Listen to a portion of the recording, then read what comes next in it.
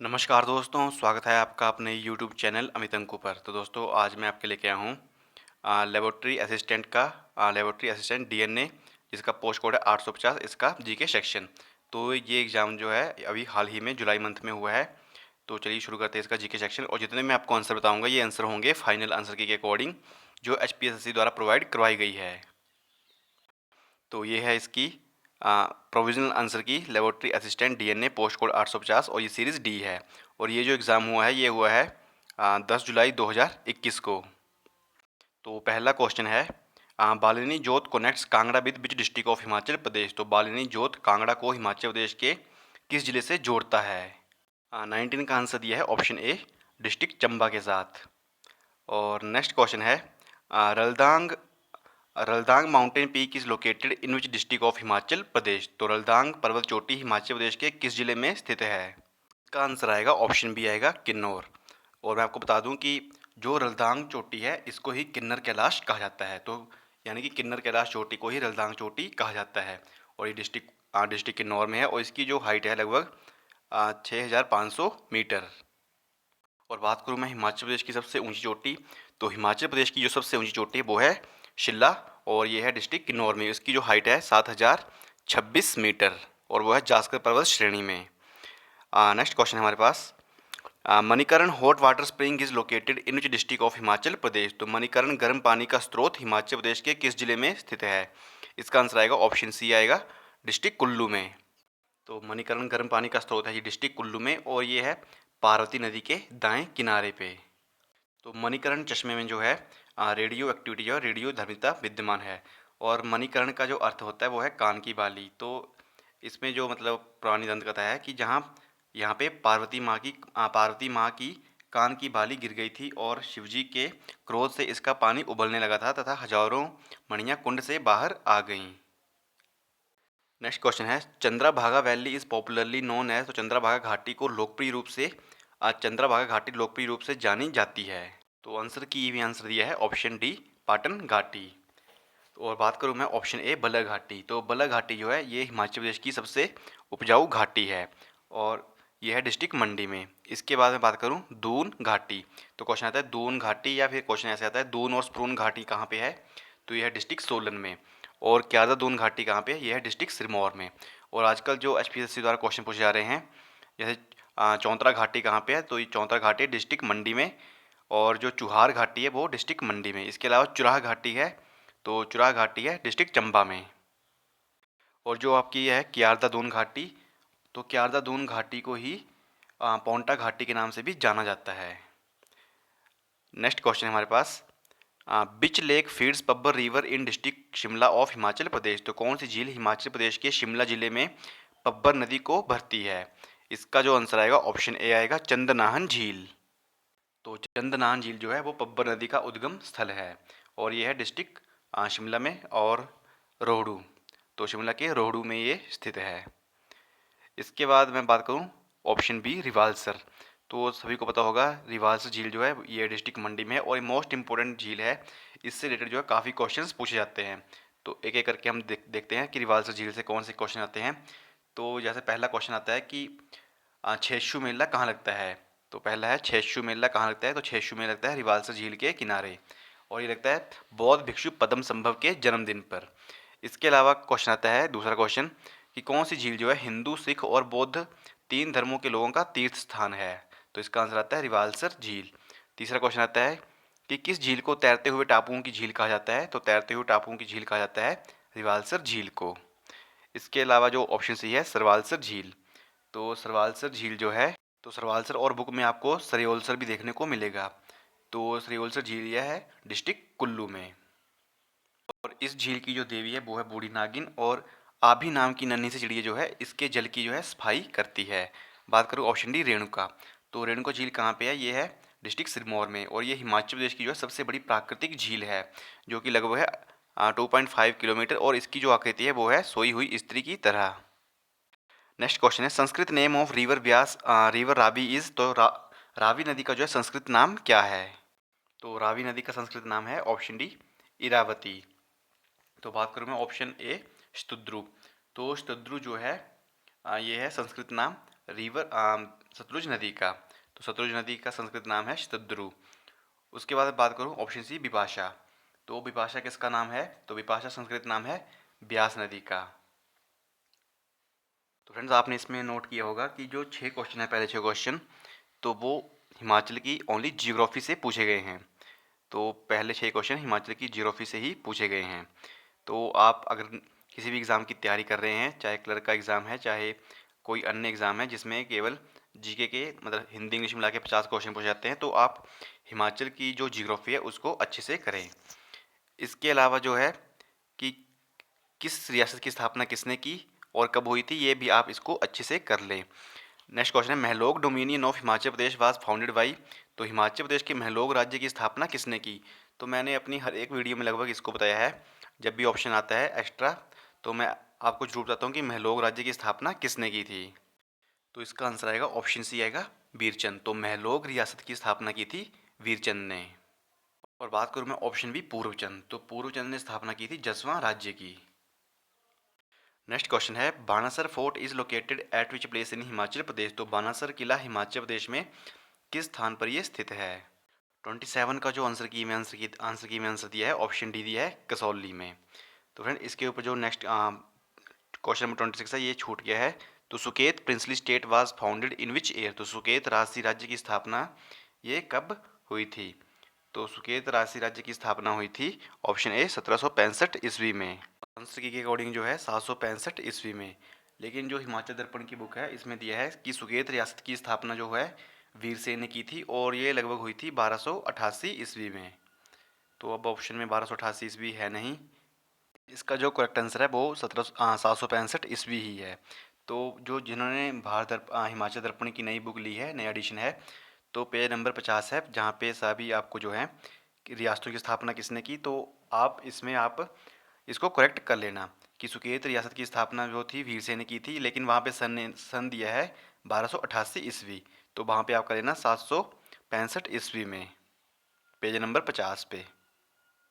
Next question है which is popularly known as Gulmarg of Himachal. तो किससे लोकप्रिय रूप से हिमाचल का गुलमर्ग से जाना जाता है? तो इसका जो आंसर है ऑप्शन ए खजियार को। तो हिमाचल का गुलमर्ग से किसे जाना जाता है? खजियार को।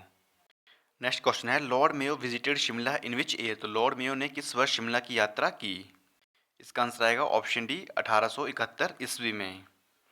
नेक्स्ट क्वेश्चन, क्वेश्चन नंबर 30 है HP became part C state in which year. तो हिमाचल प्रदेश किस वर्ष जो है पार्ट सी राज्य बना? तो कई जगह पे आपको आंसर देखने को मिलेगा 1950, कई जगह को देखने को मिलेगा 1951। तो हालांकि आंसर की में दिया है आंसर 1951, लेकिन मेरे ख्याल से जो इसका आंसर आएगा, जो सही आंसर है ऑप्शन सी 1950 में। और आज तक जितने भी HPSSC के एग्ज़ाम हुए हैं तो आंसर की में हमेशा ये 1951 ही आंसर आया है। नेक्स्ट क्वेश्चन है हिमाचल प्रदेश के शोंग टोंग कड़छम जल विद्युत परियोजना की कार्यकारी एजेंसी कौन सी है? तो which is the executing agency of Shongtong Karcham hydro electric project of Himachal Pradesh. इसका आंसर है option B HPPCL। Next question है famous Narsingha temple is located at which place in Himachal Pradesh. तो प्रसिद्ध नरसिम्हा मंदिर हिमाचल प्रदेश में किस स्थान पर यह स्थित है? इसका आंसर दिया है ऑप्शन डी भरमौर में। तो 84 मंदिरों का समूह कहाँ पे? भरमौर में। तो ये भी क्वेश्चन आपसे पूछा जाता है। नेक्स्ट क्वेश्चन है who wrote an English book Jaipur observatory and it's builders. तो अंग्रेजी पुस्तक Jaipur observatory and it's builder पुस्तक जो है किसने लिखी है? इसका आंसर दिया है option A Chandradhar Sharma Guleri. Next question जो है करंट अफेयर्स से 34 क्वेश्चन स्मार्ट अप ग्रांट जो हाल ही में समाचारों में था किस भारतीय बैंक से संबंधित है? इसका आंसर है option C HDFC bank. Next question, question number 35 है करंट अफेयर का which cricket player recently became the 6th Indian to take 300 wickets in test cricket. तो कौन सा क्रिकेट खिलाड़ी जो है हाल ही में टेस्ट क्रिकेट में 300 विकेट लेने वाला छठा भारतीय बना? इसका आंसर आएगा ऑप्शन बी आएगा Ishant Sharma. Next question number 36 है हमारे पास India's first geothermal field development project is to be established in which state UT. तो भारत की प्रसिद्ध भूतापीय क्षेत्र विकास परियोजना किस राज्य या केंद्र शासित प्रदेश में स्थापित की जानी है? इसका आंसर दिया है option B Ladakh. Next question जो है रीजनिंग क्वेश्चन है, तो मैं डायरेक्टली आपको इसके आंसर बता देता हूँ, आप इसे सॉल्व कर सकते हैं। तो 37 का आंसर दिया है ऑप्शन सी। 38 का दिया है, सॉरी 37 का है ऑप्शन ए, 38 का है ऑप्शन सी, और 39 का दिया है ऑप्शन डी। तो फिर इसकी जो पीडीएफ आपको जो है डिस्क्रिप्शन बॉक्स में मिल जाएगी, और साथ ही में आंसर की का लिंक जो है डिस्क्रिप्शन बॉक्स में मिल जाएगा, तो आप वहाँ से भी इसको डाउनलोड कर सकते हैं। Next question, Indian history question, the Aryans came to India from, तो आर्य आर्य भारत से कहाँ से आए थे? तो काफ़ी बार ये क्वेश्चन मैंने डिस्कस किया है अपनी प्रीवियस वीडियोज़ में। इसका आंसर आएगा ऑप्शन बी आएगा, मध्य एशिया से। नेक्स्ट क्वेश्चन है, Dhanvantari add-on the court of, तो धनवंतरी किसके दरबार की शोभा बढ़ाते थे? और किसी को याद हो तो मैंने पहले बताया है, ये चंद्रगुप्त विक्रमादित्य यानी चंद्रगुप्त द्वितीय। तो मैंने बताया था कि 9 नवरत्न थे वहाँ पे चंद्रगुप्त द्वितीय के शासनकाल में भी 9 नवरत्न, तो उनमें से एक था धनवंतरी। नेक्स्ट क्वेश्चन नंबर 42 है, which ruler belong to slave dynasty, तो कौन सा शासक जो है गुलाम वंश से संबंधित था? तो इसका आंसर आएगा ऑप्शन ए आएगा, इल्तुतमिश। तो इल्तुतमिश को गुलामों का गुलाम भी कहा जाता है। नेक्स्ट क्वेश्चन 43 है हमारे पास, the Maratha kingdom was founded by Shivaji during the reign, तो शिवाजी द्वारा मराठा साम्राज्य की स्थापना किसके शासनकाल के दौरान की गई थी? इसका आंसर है ऑप्शन डी, औरंगजेब।